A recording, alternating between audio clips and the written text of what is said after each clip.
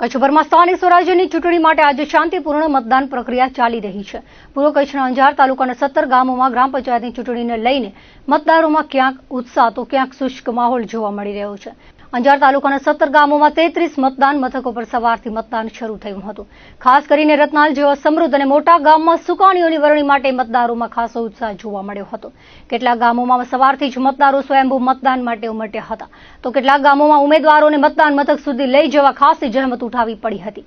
અંજાર તાલુકામાં 15,120 સ્ત્રી, 14,921 પુરુષ મળી કુલ 30,041 મતદારો ઉમેદવારોનું ભાવિ ઘડી રહ્યા છે. અંજાર પંથકમાં રાત્રિ દરમિયાન છૂટાછવાયા વરસાદ બાદ આજે સવારે પણ કેટલાક વિસ્તારોમાં ઝરમર વરસાદ વરસ્યો હતો. જોકે વરસતા વરસાદમાં પણ જાગૃત મતદારો પોતાની બંધારણીય ફરજ અદા કરવા મતદાન મથક પર પહોંચ્યા હતા. અંજાર તાલુકાના ખંભરા, ખારાપસવારિયા, અજાપર, મોડવદર, ચંદિયા, દેવડિયા, વીડી, ચાંદરોડા, રત્નાલ, નીંગાળ, મથડા, સાપેડા, ઝરુ, સિનોગ્રા, રામપર, મૂળસર, વરસાણા, રાપર, આંબાપર ગામમાં ચુસ્ત બંદોબસ્ત સાથે શાંતિપૂર્ણ મતદાન ચાલી રહ્યું છે. બુધવારે મતગણના બાદ મતદારોએ કયા ઉમેદવાર પર પસંદગીની મહોર મારી છે તેનો ખુલાસો થશે. આજે સ્થાનિક સ્વરાજ્યની ગ્રામ પંચાયતની ચૂંટણી માટે મતદાન બેલેટ પેપર દ્વારા કરવામાં આવી રહ્યું છે. ત્યારે રાપર તાલુકાની 24 ગ્રામ પંચાયતની સામાન્ય ચૂંટણી અને 3 ગ્રામ પંચાયતની પેટા ચૂંટણી યોજાઈ રહી છે, જેમાં આડેસર ગ્રામ પંચાયતના સરપંચ પદ માટે તથા બાદરગઢ અને ખીરઈની પેટા ચૂંટણી યોજાઈ છે. આજે સવારે 7 વાગ્યાથી સાંજના 6 વાગ્યા સુધી મતદાન કરવામાં આવશે. આજે યોજાયેલા ગ્રામ પંચાયતની ચૂંટણી માટે મતદાનમાં જોઈએ તો રાપર તાલુકાના મુખ્ય ગામો જેમાં સુવઈમાં સરપંચ પદ માટે મતદાન કરવામાં આવ્યું છે. બાકી તમામ સદસ્યો બિનહરીફ જાહેર થઈ ગયા હતા. ઉપરાંત બાલાસર, ગેડી, ફતેગઢ, ચિત્રોડ, રામવાવ, સણવા, માખેલ, આણંદ પર માંજુવાસ, રજવાણીમાં રસાકસી ભર્યો જંગ છે. આ ગામોમાં સ્થાનિક મતદારો ઉપરાંત મુંબઈ, પુના, બેંગ્લોર, સુરત, વલસાડ, વડોદરા, થાણા સહિતના વિસ્તારોમાં વસવાટ કરે છે. એટલે મતદારો મતદાન કરવા માટે ઉમટ્યા હતા. સવારે પ્રથમ 2 કલાકમાં 9.80% મતદાન થયું હતું. 24 ગામોમાં કુલ મતદારો 47,842 મતદારો છે, જે પોતાના મતાધિકારનો ઉપયોગ કર્યો હતો. તો કાયદો વ્યવસ્થા જાળવવા માટે 10 PSI, 92 પોલીસ કર્મચારીઓ, 130 GRD હોમગાર્ડ, 26 હથિયારો સાથે જવાનો મૂકવામાં આવ્યા છે. Round the clock police patrolling કરવામાં આવી રહ્યું છે. આમ રાપર તાલુકામાં ગ્રામ પંચાયતની ચૂંટણી માટે મતદાન બેલેટ પેપર દ્વારા કરવામાં આવી રહ્યું છે. તો બીજી તરફ રાપર તાલુકાના ચિત્રોડ ગામે ગ્રામ પંચાયતની ચૂંટણી અનુસંધાને આજે મતદાન થઈ રહ્યું હતું. ત્યારે જ મારામારી થઈ હતી. 2 જૂથ સામે આવી ગયા હતા, જેના પગલે લોકો ભેગા થઈ ગયા હતા. હાજર પોલીસે બંને જૂથને છોડાવી મામલો થાળે પાડ્યો હતો. મારામારીનો લાઈવ વિડીયો સોશિયલ મીડિયામાં ભારે વાયરલ થયો છે. કચ્છના પ્રવેશદ્વાર એવા વાગડના ભચાઉ તાલુકામાં ગ્રામ પંચાયતોની ચૂંટણી જાહેર થઈ હતી, જે પૈકી કણખોઈ, લાખાવટ અને વીજપાસર ગ્રામ પંચાયતો બિનહરીફ થતા આજે ધરાણા, માયલ, લખપત, જૂના કટારિયા, ગણેશપર અને કકરવામાં ગ્રામે સુકાનીઓની વરણી માટે મતદાન હાથ ધરાયું હતું. આજે સવારે ચુસ્ત બંદોબસ્ત વચ્ચે મતદાન શરૂ થયું હતું. જાગૃત મતદારો વહેલી સવારે જ પોતાના બંધારણીય અધિકારનો ઉપયોગ કરવા મતદાન મથકોએ પહોંચ્યા હતા.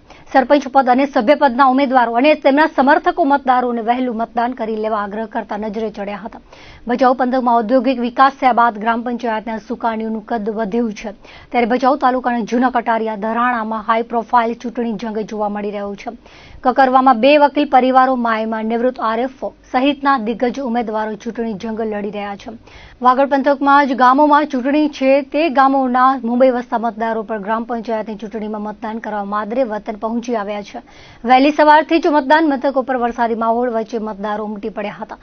ભચાઉ તાલુકાના 6 ગામોમાં 5,163 સ્ત્રી અને 5,514 પુરુષ મતદારો મળી કુલ 10,677 મતદારો ઉમેદવારોના ભાવિ ઘડી રહ્યા છે.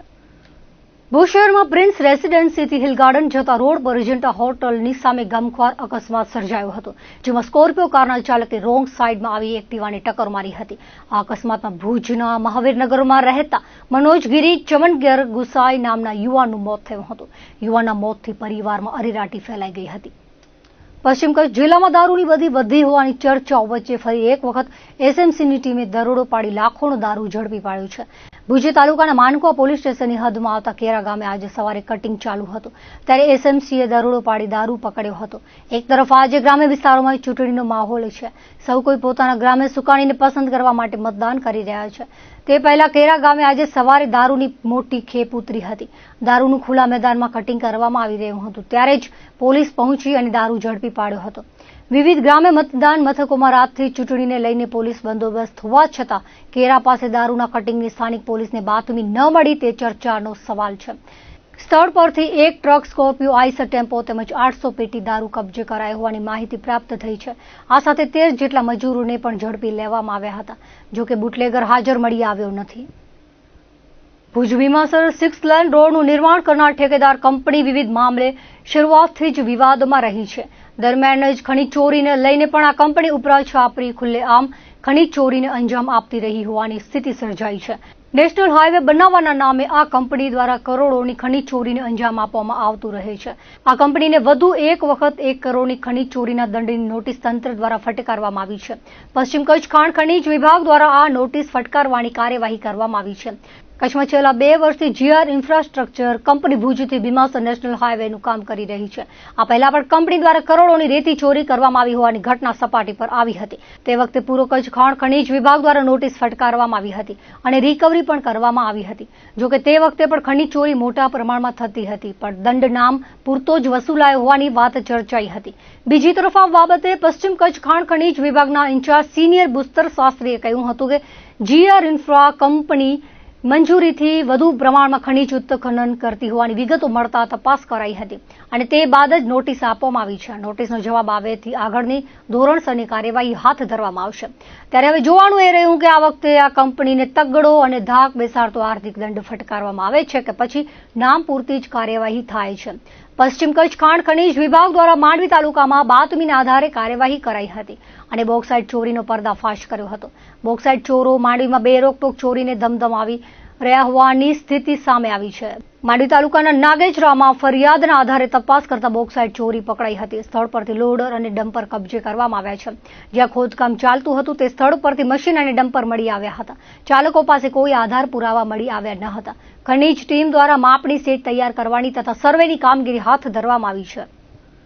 મુંબઈની ખ્યાતનામ દ્રષ્ટિ events and promotion private limited events company જે ભારતમાં વિવિધ શહેરોમાં અગ્રગણ્ય જ્વેલરી બ્રાન્ડ્સને સાથે રાખી એક્ઝિબિશન કરે છે, જેથી સ્થાનિક ગ્રાહકોને એક જ જગ્યાએ જ ગુજરાતના ખ્યાતનામ અને અગ્રણી જ્વેલર્સની રિયલ ગોલ્ડ જ્વેલરીનું પ્રીમિયમ કલેક્શન જોવા મળે.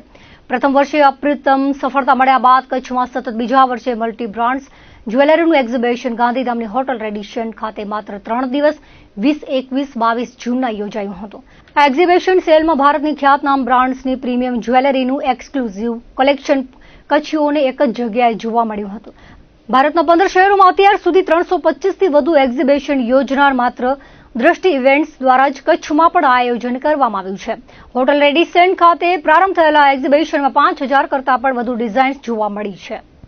આ વખતે તમને બ્રાઇડલની બધી જ્વેલરીઓ જોવા મળવાની છે. 2025ના બધા કલેક્શન જેમ કે પોલકીમાં, ડાયમંડમાં, એન્ટિકમાં, ગોલ્ડમાં અમદાવાદ, બોમ્બે અને સુરત 12 જ્વેલર્સો આવ્યા છે. તો મારી નમ્ર વિનંતી છે બધી ગાંધીધામવાસીઓની બહેનોને કે તમારા ઘરે લગ્ન હોય, પ્રસંગ હોય કે કોઈને લગ્નમાં બ્રાઇડલ છોડીને સાઇડર્સ જોઈ હોય તો તમને ગહેનામાં મળી જશે. તો આજથી ચાલુ કર્યું છે એક્ઝિબિશન. આજે, કાલે અને પરમ એટલે શનિવાર, રવિવારે 12:30 સુધી છીએ અમે. તો તમે એક્ઝિબિશનમાં આવો અને ગહેના એક્ઝિબિશનમાં જ્વેલરી જોવાનો લાભ જરૂર લેજો. કચ્છના પ્રવાસે આવેલા રાજ્યના જળ સંપત્તિ અને પાણી પુરવઠા વિભાગના મંત્રી કુંવરજી બાવળિયાએ શનિવારે ભુજના ધોનારાજા ડેમની મુલાકાત લીધી હતી. જિલ્લા મથક ભુજની પાણી વિતરણ વ્યવસ્થા મહદ અંશે નર્મદા આધારિત થઈ ગઈ છે, ત્યારે શહેરને પાણી પૂરું પાડવા વૈકલ્પિક વ્યવસ્થા તરીકે ધોનારાજા ડેમ મહત્વપૂર્ણ સ્ત્રોત બની શકે છે. ભુજના ધારાસભ્ય કેશુભાઈ પટેલ ભુજ શહેરને નર્મદાની અવેજીમાં ધોનારાજા ડેમનું પાણી મળે તે માટે રાજ્ય સરકાર અને પાણી પુરવઠા વિભાગના મંત્રી સમક્ષ ભૂતકાળમાં રજૂઆતો કરી હતી. ત્યારે આજે રાજ્યના કેબિનેટ મંત્રીએ ધોનારાજા ડેમની મુલાકાત લીધી હતી. ધારાસભ્ય કેશુભાઈ પટેલ દ્વારા મંત્રી સમક્ષ ધોનારાજા ડેમની સંગ્રહ શક્તિ વધારવા કરાયેલી રજૂઆતો પુનઃ એક વખત દોહરાવી હતી.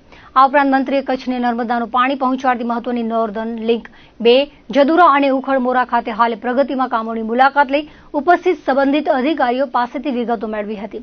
ઉપરાંત આ કામગીરી ઝડપભેર પૂર્ણ થાય તે માટે જરૂરી સૂચનો આપ્યા હતા. પાણી પુરવઠા વિભાગના અધિકારીઓએ મંત્રીની કામગીરીની વિગતો આપી હતી. આ વેળાએ ભુજના ધારાસભ્ય કેશુભાઈ પટેલ સાથે જોડાયા હતા. પશ્ચિમ કચ્છના મહત્વના ડેમોને નર્મદાના નીરથી ભરવા અને ખેડૂતોને સિંચાઈ માટે નર્મદાનું નીર મળે તે માટે વિવિધ મોરચે પ્રયાસો થઈ રહ્યા છે. ત્યારે રાજ્યના જળ સંચય અને પાણી પુરવઠા વિભાગના મંત્રી કુંવરજી બાવળિયાની મુલાકાત મહત્વની બની રહી હતી. તો દર્શક મિત્રો, આ હતા અત્યાર સુધીના કચ્છ ઉદય ટીવી સમાચાર. ફરી મળીશું નવા સમાચારો સાથે, નવી અપડેટ સાથે. ત્યાં સુધી મને રજા આપશો. નમસ્કાર.